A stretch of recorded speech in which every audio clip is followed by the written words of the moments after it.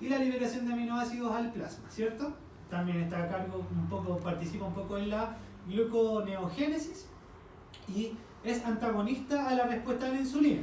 También aumenta o genera mayor sensibilidad a la respuesta de las catecolaminas, ya esto por aumento de los receptores de los órganos blancos.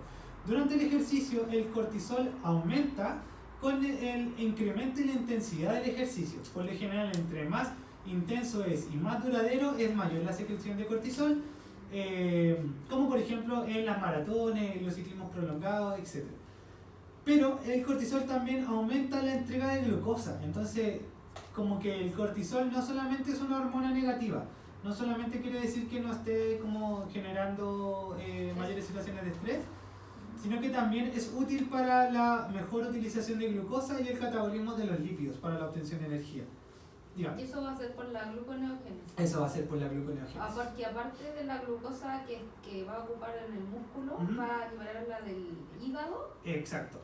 Y se va a formar glucosa nueva. Porque es como podríamos decir hiperglicemiante el cortisol, así se considera.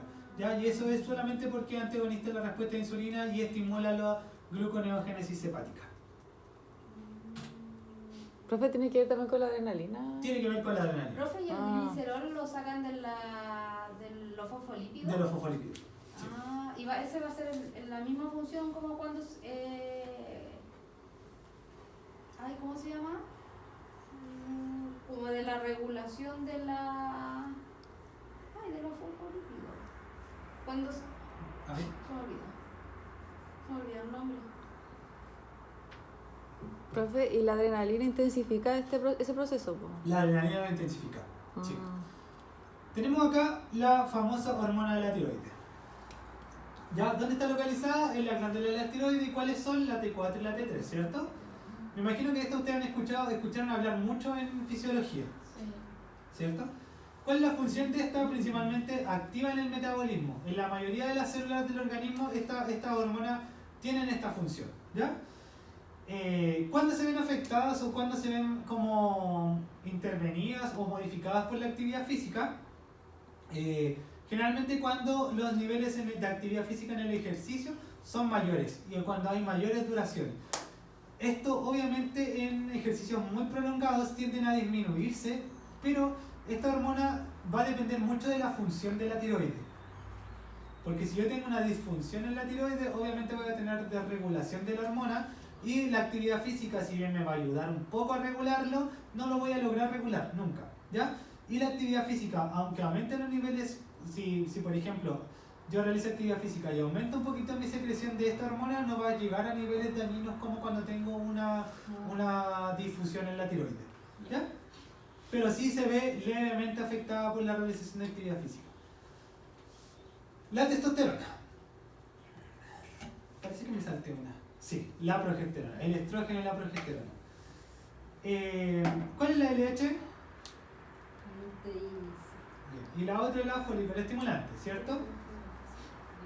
Ya. Estas dos hormonas, ¿qué es lo importante saber a esto? Que hay que recordar que la respuesta al ejercicio de estas dos hormonas depende de la fase del ciclo menstrual, ¿ya? Como les digo yo, los ciclos menstruales son súper diferentes en cada mujer, pero siempre hay regulación de estas dos hormonas al realizar actividad física. Por eso es bueno recomendar la actividad física o que ustedes realicen actividad física cuando están en periodo menstrual, porque les va a ayudar a regular estas hormonas. De repente es mucho más, podríamos decir, perjudica mucho más o vuelve mucho más sensible el ciclo menstrual cuando se encierran a ver televisión, por ejemplo, dentro de ese tipo de cosas. El salir un poquitito les va a ayudar, el moverse, el realizar actividad física les va a ayudar un poquitito a regular estas dos hormonitas, ¿ya? Profe, el BO que aparece ahí en volumen, ¿cierto? ¿A dónde? Un BO máximo sobre... Sí. Y la testosterona, que es la de los hombrecitos. Esta por lo general se ve afectada en ejercicios de larga duración y elevada intensidad. Eso es verdad de que cuando los hombres están levantando pesas están generando testosterona, secretando testosterona, ¿ya? Hay una mayor utilización de testosterona por el tejido adiposo. La testosterona influye mucho en los procesos de hipertrofia. Por eso de repente hay gente que toma o se inyecta testosterona. Profesores, ¿y en la mujer? ¿En la mujer? ¿Le ayuda a aumentar? ¿Masa muscular? No, ahí la hipertrofia... Solo... Sí, sí. Por eso también el hombre tiene mayor disposición de masa muscular que la mujer. Esto aumenta con el ejercicio aeróbico y de moderada intensidad. Por eso también en el gimnasio, las personas que van al gimnasio generan mayor hipertrofia, aparte de que están trabajando ese sistema, esa forma de musculación, tienen una mayor secreción de testosterona. Sin contar la testosterona adicional. Acá tenemos un resumen, 4 resúmenes de las hormonas. Esto es para que ustedes lo lean, y es parte de estudio, ¿ya? Que resumen un poquitito cuáles son las más importantes, aparte del cortisol y todas las otras que hablamos. Si se fijan, como les mencioné, esta parte más que nada era para que ustedes comprendieran que cuando uno realiza actividad física hay estímulos también hormonales, así como hay estímulos utilización del sistema energético, también hay estímulos y regulaciones neuroendocrinas. Esta era la principal parte. Si se fijan, se veían hartas diapositivas, pero es muy poca la información que yo puedo captar de estas diapositivas porque lo otro se supone que yo lo tengo ya por base de formación. Conozco las hormonas. ¿Qué es lo importante que ustedes sepan ahora? Que podrían hacerse incluso un cuadrito de resumen para el handbook, que es lo que nosotros lo que hablamos en la primera clase. Saber cuáles aumentan con cierta actividad física, cuáles disminuyen, qué le influye la deshidratación, qué no, y obviamente transversal la duración y la intensidad. ¿Ya? Eso es lo que ustedes deben manejar. Diga. Profe, eso era lo que le quería preguntar, es que estaba viendo. Ajá. El cortisol, ¿se regula igual que se regulan con los ácidos linoleicos? Sí. ¿Con los omega 6 y omega 3? Sí. Por eso, de hecho, los ácidos grasos se vuelven tan importantes dentro de una programación de un deportista, porque aparte de participar en la regulación de los procesos preinflamatorios, al disminuir los procesos preinflamatorios yo estoy disminuyendo la secreción de cortisol. Entonces, mucha gente que no considera importante los ácidos grasos dentro de la programación, o el consumo, por ejemplo, de frutos secos después de una comida o un entrenamiento, y son súper importantes. Son súper importantes los ácidos grasos. Incluso ahora hay estudios que han demostrado que los ácidos grasos también participan en la regulación de la testosterona. Entonces el consumo de ácidos grasos estaría estimulando la hipertrofia muscular. Que son estudios que están ahora, son muy actuales, muy recientes. Yo se los voy a cargar ese estudio porque es súper interesante. Que habla un poquitito del consumo de ácidos grasos. No nos vamos a dar este pequeño. Vienen las adaptaciones neuromusculares. Acá, en esta parte de las adaptaciones neuromusculares, está todo esta parte no la vamos a pasar propiamente tal en clases porque es solamente estudio, ¿ya? Esto por lo general yo no lo voy a preguntar dentro de alguna prueba. ¿Por qué? Porque esto es solamente para que ustedes comprendan o aprendan un poquitito formativo de lo que es el trabajo de entrenamiento. ¿Ya? Esto es algo mucho más específico para un técnico deportivo o un preparador físico que lo debe manejar al 100%, pero ustedes cuando entrenen con deportistas van a verse obligados a comprender el entrenamiento. Entonces nosotros nos vamos a ir a esta parte, que es la parte más importante, ¿ya? Las concentraciones. Primero vamos a hablar acá de las hipertrofias.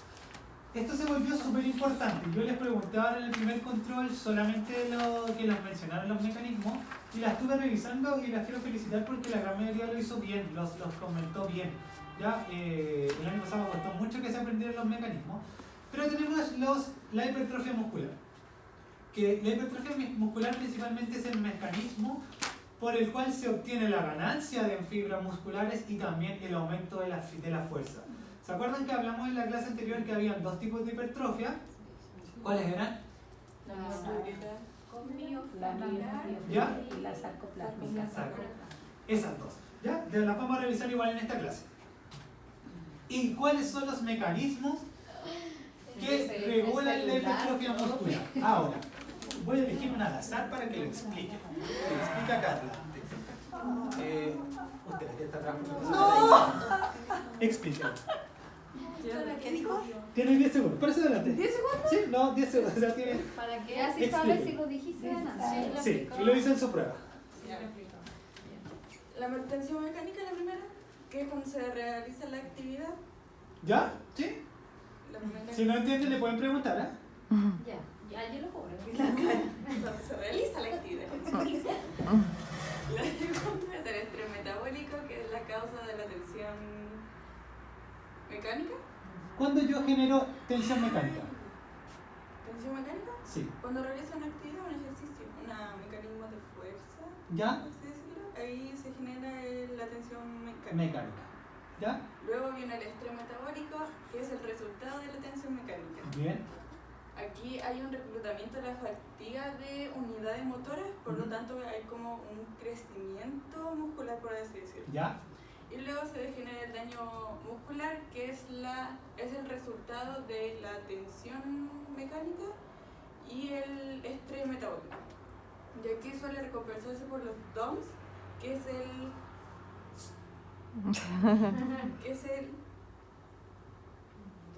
DOMS. Dígalo en español. El daño como no... Sí, o el dolor muscular. Eso, dolor Sí. muscular tardío. Tardío. Sí, eso es cierto. Pero no son necesarios para que exista un daño muscular. Exacto. ¿Por qué no son necesarios los DOMS para que exista un daño muscular? Porque igualmente va a generar una supercompensación. Sí. Porque yo me adapto a los DOMS también. Po. Yo al principio cuando empiezo a hacer actividad física voy a sentir muchos DOMS. Después ya no voy a sentir muchos DOMS. Un aplauso para la profe. Para mí es importante que ustedes comprendan Acumulativo. esto.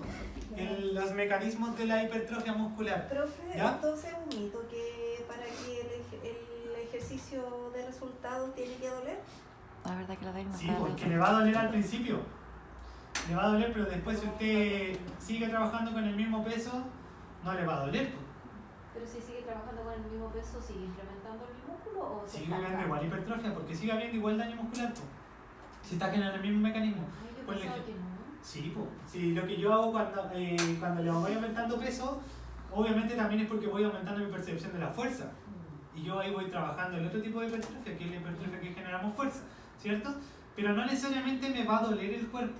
No necesariamente tengo que generar dolores para decir que estoy generando hipertrofia. Es muy diferente al fallo. Que el fallo muscular es cuando yo ya no puedo generar más repeticiones, porque mi músculo ya no tiene más fuerza para poder generar otra repetición. Estoy generando otros estímulos, sí, pero también es lo mismo que estoy generando igual lo mismo, estrés metabólico, perdón.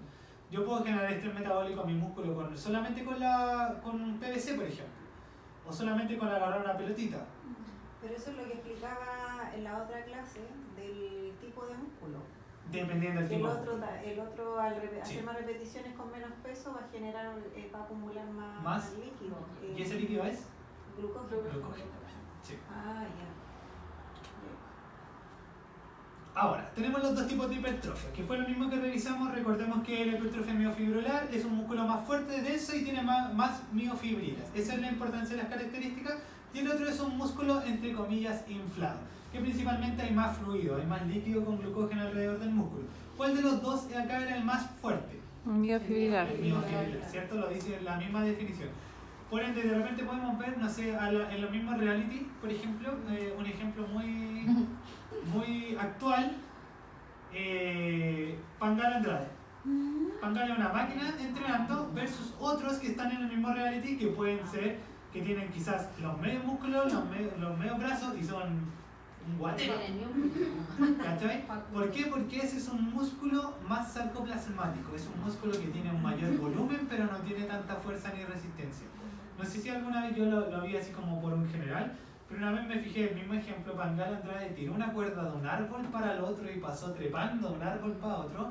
Un mono, yo Luis Mateucci lo intentó y no fue capaz ni siquiera de hacer una trepa, pues de trepar a la mitad de la trepa. O sea, el loco, claro, tiene unos músculos muy definidos, está muy marcado, pero su musculatura no tiene nada de fuerza. ¿Ya? Eso es porque trabaja en el otro tipo de hipertrofia. Y más encima lo molesta, y si tiene tetas. Exacto. Y más encima no molesta. Tenemos acá, vamos a volver a esta primero, porque tenemos acá algo importante, ¿ya? Las contracciones. Hay tres tipos de contracciones, principalmente las contracciones musculares, que son lo que... ¿Ah? Atrás, sí. Acá retrocedimos antes de... Sí. Que son estos tres, ¿cierto? Contracción céntrica, contracción excéntrica y la contracción isométrica, que principalmente es la forma en la que yo realizo el movimiento, ¿cierto? Tenemos cuando nosotros entrenamos o realizamos algún tipo de ejercicio, que en las próximas clases vamos a realizar un poquito de ejercicio, tenemos estos tres tipos de contracciones, que es importante que ustedes lo conozcan, pero formativo, porque esto no influye en nada nutricionalmente, ¿ya? Esto es algo de entrenamiento propiamente tal. Estamos hablando acá de entrenamiento.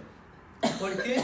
Porque dependiendo el tipo de ejercicio es como yo puedo generar estímulos de hipertrofia también, ¿ya? Entonces hay ejercicios que requieren movimientos de contracción concéntrica, otros de contracción excéntrica, que hasta ahí, y los otros tenemos solamente como por ejemplo mantenciones, que es como la contracción normal, estar como con las manos así, mantener una barra, que son como ejercicios mayormente de O resistencia. sea, la sarcoplágica tendría de las dos, ¿Cómo? concéntrica y excéntrica.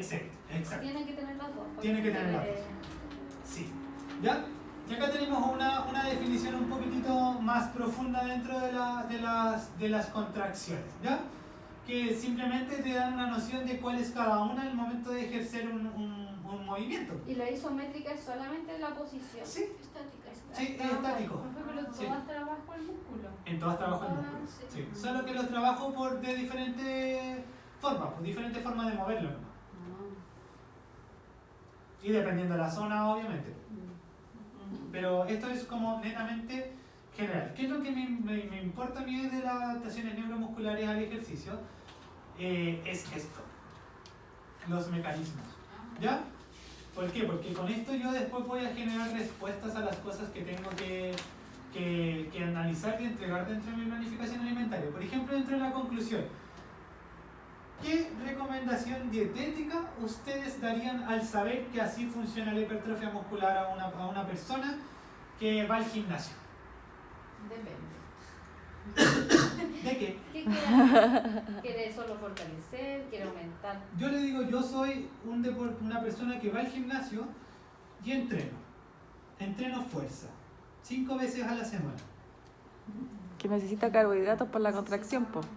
¿Ya? Necesita carbohidratos. Por la y contracción. también proteínas para Sí. seguir aumentando. Para la recuperación, digamos, Sí. por el reclutamiento de Porque, la... por ejemplo, tenemos acá el estrés metabólico, ¿cierto?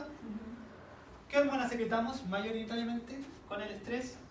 Una que la damos mucho, Sí. el cortisol, ¿cierto? Acá con la mena. Cortisol, que es una de las principales que hay acá.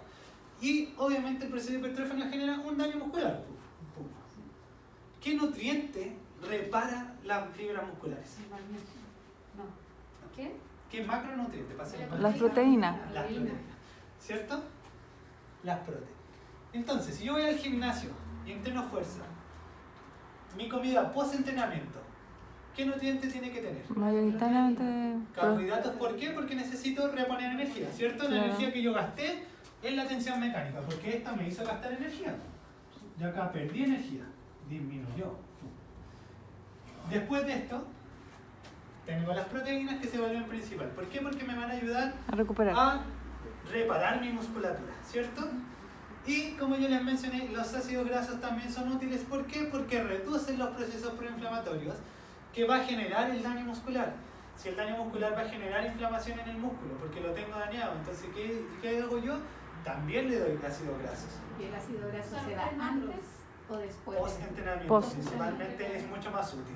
O sea, y si yo quiero por ser darle proteína, le doy un huevo duro. Sí, Hay pero va como mucho más allá. más completo. Más completo. Entonces, si ustedes se fijan, una comida post-entrenamiento, por lo general, tiene que tener carbohidratos, proteínas y grasas. Siempre. Porque yo debo reponer energía, debo reparar fibras musculares y debo promover la recuperación. Debo promover recuperación. ¿A través de qué? De los ácidos grasos que me ayudan a disminuir los procesos proinflamatorios. El descanso también, ustedes pueden dar otras orientaciones. Entonces, por lo general, siempre una comida post-entrenamiento tiene que tener los 3 macronutrientes. Y obviamente también agua, porque si no hay agua no hay buena síntesis proteica ni reparaciones O sea, musculares. los 4. Los 4 más. Esto es muy útil solo para el fitness, como que el ir al gimnasio. Y el preentreno son carbohidratos y proteínas. El Y carbohidrato bajo... y proteína. El preentreno de y bajo en incluso grasa. puede ser solo carbohidratos. Claro. y bajo en grasa. ¿Y líquidos no puede ser? Sí, también pueden ser lípidos, pero por ejemplo el fundamental son los carbohidratos, Ah, ok. porque solo voy a necesitar energía. Pero creo que por el vaciamiento y por las molestias, creo que Sí. las grasas no Eso se lo vamos a van. ver en la segunda unidad. En la segunda unidad ustedes van a tener muchas respuestas de por qué quizás sea más útil después que antes. Porque las por ejemplo, grasas la tienen un fibra. vaciamiento más lento, o sea, tienen una digestión más Sí. lenta. Entonces igual molesta. Pero si se fijan con esto, al conocer esto, yo puedo sacar muchas conclusiones. Y obviamente si le sumo otras preguntas como la intensidad, la duración, las cargas, el RM. Profe, ¿pero por qué dijo que esto servía más para fitness? Porque por lo general en el gimnasio es donde se utilizan más los mecanismos de hipertrofia. En el running vamos generando hipertrofia, pero no hay un trabajo de tensión mecánica tan constante. Ahí sabemos que necesitamos depletar, ahí nos vamos más al tema del rendimiento que al tema de composición corporal en otros tipos de deporte. En cambio la persona que va al gimnasio siempre quiere mejorar composición corporal, aumentar masa muscular, perder el porcentaje de grasa, que son las ramas de la nutrición deportiva, la estética y el rendimiento, que los vamos a ver dentro de las dos, ojalá que vamos a apreciar casos clínicos de ambas situaciones. Y lo otro, como les digo, esto es solamente formativo, por si lo quieren leer, es importante que esté en el campo, que son cosas que les van a ayudar a reconocer básicamente qué es la diferencia de fuerza, potencia, pero me imagino que eso también lo vieron en fisiología o en anatomía, por ejemplo. ¿Ya? ¿Cuál profe? Qué es fuerza, qué es potencia, que son cosas como muy formativas en rigor. ¿Ya? Y a ustedes obviamente si se quieren dedicar... Profe, eso no lo vimos, fuerza ni potencia muscular. Sí, No. Alcanzamos entonces. Lo revisamos. Tenemos acá fuerza muscular. La definición.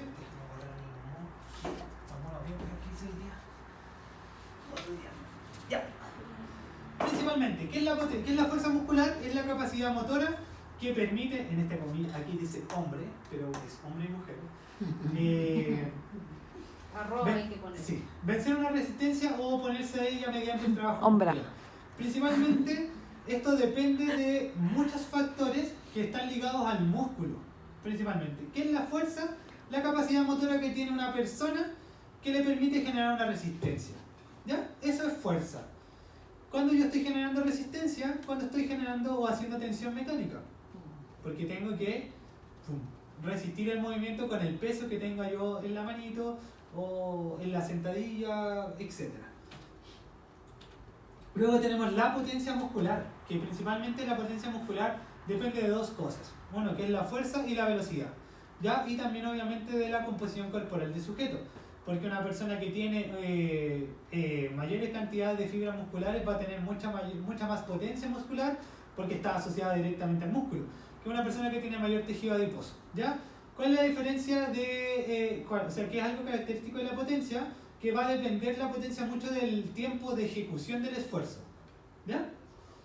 Y este siempre está determinado por estas tres cositas que están acá abajo, que es la fuerza de contracción, el número de veces que se realiza por cada minuto o el número de repeticiones, y la potencia principalmente se mide en kilogramos por minuto. ¿Ya? Eso es algo que en realidad no es muy significante para la actividad física, sino que es más que nada algo que es una forma que nos permite cuantificar la potencia. Que obviamente cuando eres ya profesional, tu entrenador cuantifica tu potencia, pero eso el deportista por lo general no lo cuantifica solo. ¿Qué es importante saber de acá? Que la potencia mide o va a depender de la fuerza y la contracción muscular que tenga el sujeto y el número de veces que tenga que realizar la repetición yo por cada minuto. Acá, donde vemos mucha potencia en el levantamiento de pesas, ¿ya? Y donde vemos mucho, por ejemplo, persistencia de la potencia en el CrossFit. Porque en el CrossFit, en el número de repeticiones, claro, partimos muy potente, pero ya después cuando vamos a la serie 3, vamos de a una soltando la barra.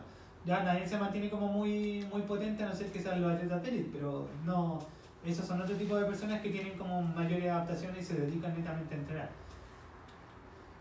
Acá tenemos lo mismo que estábamos hablando, cuáles son los componentes de la potencia muscular, que principalmente es la fuerza y la velocidad. Estos dos son los componentes de la potencia. Acá está la fórmula, por si alguna vez alguno quiere calcular potencia. Yo nunca lo he hecho, nunca he calculado la potencia, ni siquiera mía. Pero esta es la fórmula que se utiliza para el cálculo de la potencia. ¿Qué es fuerza por distancia dividido en Fuerza tiempo? por distancia dividido en tiempo. Y la resistencia muscular. Pues la resistencia muscular principalmente es la capacidad que tiene el músculo para realizar diferentes actividades como levantar, empujar, movilizar un peso por determinado tiempo, duración. Ahí no importa carga. mucho la carga. Ahí depende mucho la carga. O sea, pero no es como que importe mucho. No importa mucho, porque va a depender mucho de la resistencia que yo tenga. ¿Ya? Porque la capacidad de soportar la carga va a depender de la capacidad de entrenamiento que tenga la persona. Ya si a mí me falla mi resistencia muscular, aparece la llamada fatiga. ¿Hay cosas que pueden ser útiles para reemplazar la fatiga? Sí. ¿Cómo, por ejemplo, qué? ¿Qué cosa, profe? ¿Qué cosa puede ser útil para retrasar la fatiga? Una buena ¿Retrasa? alimentación completa. La ¿Sí? carga de... Sí, una buena alimentación, el consumo de carbohidratos, una hidratación, el uso de suplementos nutricionales. Hay estas cosas muy útiles para reducir la fatiga. Una de las principales es la beta-alanina. Sí. Que lamentablemente la vamos a conocer al final de la asignatura.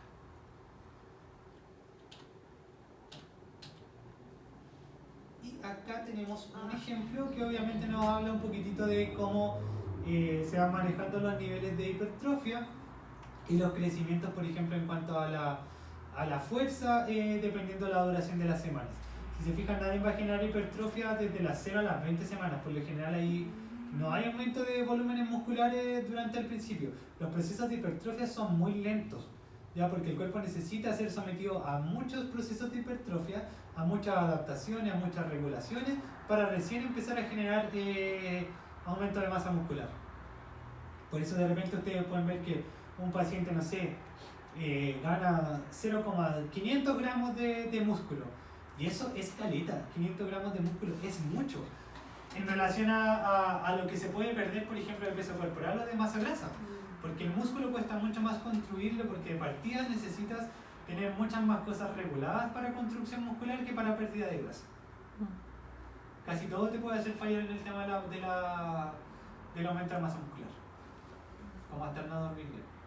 O el generar mucho cortisol. Por el hormona del crecimiento también. Si una persona no puede dormir bien, nunca va a llegar a Sí lo va a llegar, pero va a ser mucho más lento. Mucho más lento que una persona que, por ejemplo, tiene la capacidad de ir a entrenar todos los días al gimnasio, de dormir bien, de no estresarse. Por eso también ustedes después de repente pueden ver que las personas como influencers o ese tipo de personas, claro, tienen unos cuerpos muy marcados y dilatados porque su vida es mucho más simple que la de una persona mortal. Una persona que tiene que criar a la familia, criar hijos, trabajar, estudiar, pagar deudas, etcétera, que obviamente te hacen todo mucho más difícil. De repente que no tenéis la posibilidad de dormir 8 horas, 6 horas, todo te lo va complejizando. Se puede lograr, sí, pero obviamente requiere mucho más tiempo y esfuerzo. Y con eso a partir de las 20 semanas recién se pueden es como lo mínimo estudiado, sí. Pero Ni siquiera eso quiere decir que vas a tener así unos músculos, sino que vas a generar. Ahí las mujeres como que se demoran más igual, pues. Sí, Mucho sí, más. se demora más. ¿Por qué se demora más la mujer? Porque tienen menos hormonas que le ayudan a generar masa Como muscular. 1 kilo puede ser como en 3 meses. Con la tener más testosterona. grasa. Nosotros tenemos más cosas que nos ayudan